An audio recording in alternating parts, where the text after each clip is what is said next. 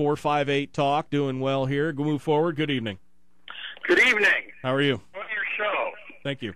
Governor Palin, I'm the individual who you just signed his Glenn Beck Common Sense.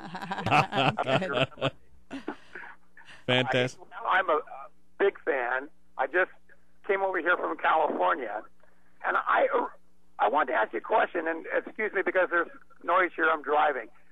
I wanted to ask you if you could indicate to me if you've ever heard of a book called Saul Alinsky's Rules for Radicals. Yes. I ask you because Obama he basically indicated that it was best 4 years of education he's ever received. And part of that education and the rules for radicals is heavy litigation, interrogation, character assassination, and completely offensive approach to any opponent, they call them enemies, that is running against their election. And my own perspective is that the people who sue you, those 14, 15 people, those lawsuits, were federally funded through the arms of Acorn. And I realize I'm probably getting myself in trouble for this kind of thing, but I just wanted to know your input on it, because I do not believe it's done on an individual basis, especially when they were dropped immediately after your campaigning took place. So right, because as you point out, they're dropped, and we win all of these, but it's at such great cost to us and to our state. But you hit the nail on the head with this playbook that is being used. There's another playbook out there, and it's called The Thumpin'. THUMPIN, the Thumpin'. And it teaches, too, how to destroy an opponent by trying to put them on a path towards personal bankruptcy. You try to divide the family, all through frivolous litigation. Sure. It's like, oh, my gosh, we watch this stuff happen daily and connect the dots, and it's like, bingo, that's exactly what they're doing. Well, even if the caller implied that these people were being paid, even if they weren't, it's part of that whole machinery that we've seen put in place. I mean, really, this is a national level of the Chicago machine, because this really is the way that they've done the politics of, I mean, you said it, politics of personal destruction. This is the way they've done things there for decades, and now you're just seeing it on the national level. We saw the things, the bloggers pop up right after you jumped into the fray and everything else, people who purportedly are from Alaska commenting in Alaskan papers. Some papers had to shut their comment section off because it got so vitriolic.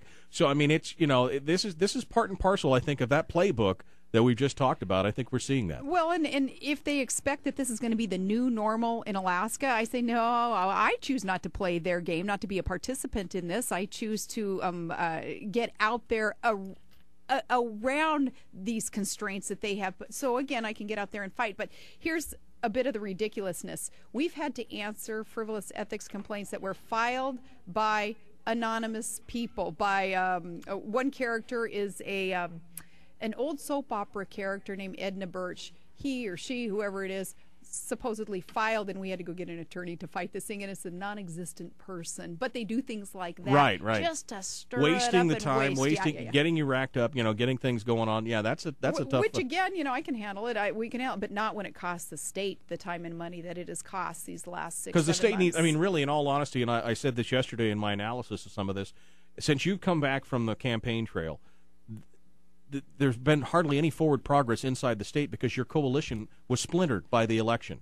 The people you're working with on the Democratic side, in my opinion, put party politics ahead of Alaska. Because they all went home to the Democrat Party. They all went home and started using. They became part of the Democratic attack machine. Yeah. And yet, Michael, I'm the same person with the same values, absolutely, the same positions that I had before I was tapped on August 29th by John McCain. Same person. So I didn't change. Other people changed. Exactly. But then again, when the ineffectiveness starts to take hold, you have to use that decision. So how fair is that to Alaskans to allow that to continue? Nope. I will step aside. I'll let Sean Parnell, with the same agenda, resource development, protection of our Constitution, reining in the rate of government growth, and telling Congress what America is trying to tell them. We'll do that from Alaska. Sean's going to lead us in that right direction. Absolutely. 5 minutes to the top of the hour over here. Good evening. Hello? Yes. That's you, sir. Go ahead. Governor Palin, I'd like to thank you for being our governor, and I respect your position very highly, and you're the first politician that I follow to hell for, or go to hell with. Wow. Thank you, sir. Thank you. Very proud of you, and thank you very much. Thank you, sir. Thank you. Over here, good evening. Yes, good afternoon, Michael. Trio. Thank you, Senator, for being there. Thank you. Doing what you do. Sarah, have you heard anything about this federal Senate Bill 5709? Which one is it? I don't know. The guy came on Coast to Coast about 3 nights ago. They had a guest on and were talking about something else, and he mentioned this Senate bill, said it was a real bad thing, and George cut him off and said, well, we're not talking about that. What is it? It's what, 57? Senate Bill 5709. Let's Google it later, let's go Michael. Google it. We'll find out about it, Trill, and we will discuss it later. I don't hate to do the same thing he did, but I don't know anything about it. I'll find out more about it, 5709. Thanks very much. Over here, good evening. You're on the air. Hi, I had to call and add my voice to those people supporting Sarah Palin. I'd have to say that as a registered nonpartisan, I wasn't going to vote Republican last year, and I did after I found out that she was on the ticket. I didn't vote for John McCain. I voted for Sarah Palin. And while I'm disappointed that she's leaving the position as governor when she is, I understand what she was doing and why she had to leave because of the cowardly and underhanded tactics that her opponents were using. Absolutely. Thank All right. you so much. I appreciate it. Thank you very much for your call. All right. Over here, good evening. You're on the air. Hello, Governor Palin. I want to thank you very much for standing strong on the wolf and predator control issue. Also, Ted Nugent was just on and talked about the movies Braveheart and Patriot. Those were excellent movies with excellent messages, and I recently bought a movie called Tribute to America that was narrated by John Wayne going through the history of our country. And I'm not going to ask you if you have any interest in ever participating in something like that to get the message out, whether it be Second Amendment message or what, but I just, in the last few days, was just wondering, have you ever been in a school play? I know I was when I was in the 9th grade in 1970 in Fairbanks, but I just wondered, have you ever done that? Are you an actress? I think is what it is. You know, I never have. We were always just out there on the basketball court or running track or playing volleyball. I never was in the performing arts. And you could tell because, you know, she's all skinny and I'm all fat. I was the actor, she was the athlete. So that's how that works out. Appreciate your call. Thanks very much. We're down to the last couple minutes here before the top of the hour, so I'm going to take just a couple more minutes with Sarah here. Where do we go? I mean, what are we doing? Now, we talked about firearms, and it is Firearms Friday, but this is a bigger issue right now. Where are we going, Sarah? What's going to happen? We want to know how to help you with whatever you're doing. Let me tell you and Fairbanks first how much I appreciate you, and it starts with your appreciation of our United States military.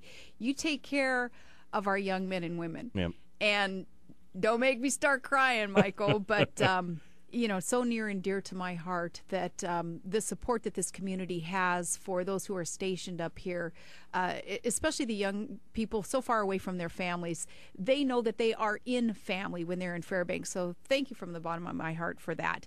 And how you can help me is just keep on being who you are in Fairbanks. This is the most real place in Alaska. Very, very hardworking, unpretentious, not asking a whole lot from government. And that's has made my job really easy as governor, is knowing that I can count on Fairbanks to give me the advice regarding things that are very important. You're not going to inundate an elected official with things that are frivolous, things that don't matter, things that you can do for yourselves. You're not going to ask that of government, and that's what Fairbanks needs to continue to do. Well, we sure appreciate you coming up here. We appreciate you, that all you've done.